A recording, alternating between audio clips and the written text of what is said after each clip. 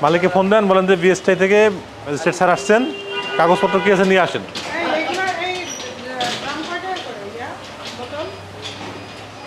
আপনাদের BSTI licence আছে? এদিকে আসেন। ল্যাবরেটরি কই? আর পানির আপনার রিজার্ভ ট্যাঙ্কগুলো কই? এই জারগুলো কাদের? যার যে আছে আচ্ছা, যে ভ্যান যে আসছে তার না না না আরেকটা আপনাদের না না না এটা ডিলার ডিলারকে লাইসেন্স থাকার কথা, ইয়া থাকার কথা, জার থাকার কথা, লাইসেন্স থাকলে।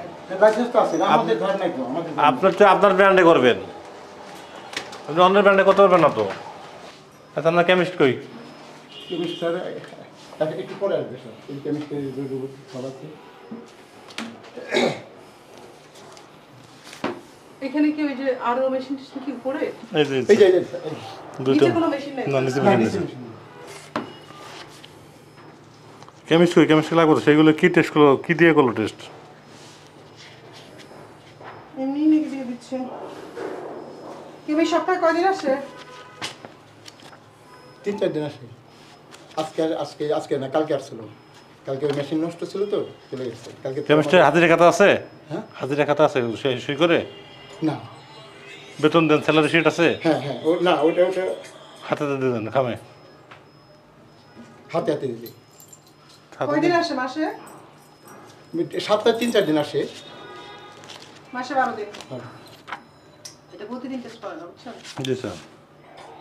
ফুল টাইম নাই।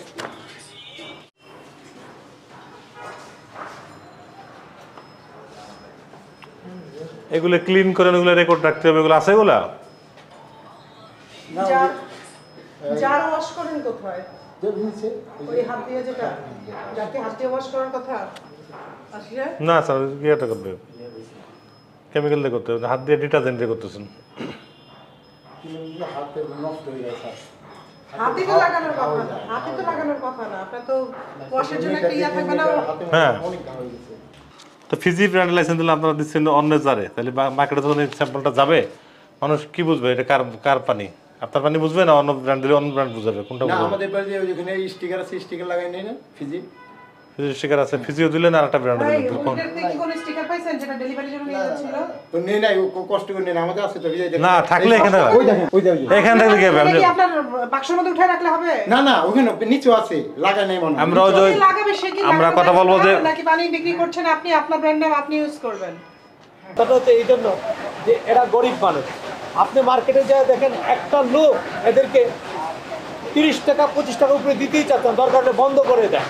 ওই যে ছোটো ছোটো মামগুলো আছে না, এদেরকে সর্বনাশ করে দিচ্ছে। আমরা কত এটা নিয়ে আলোচনা করছি, 20টা মিটিং হচ্ছে আমাদের, আমরা যাই বলি কোনো সুরা হচ্ছে না।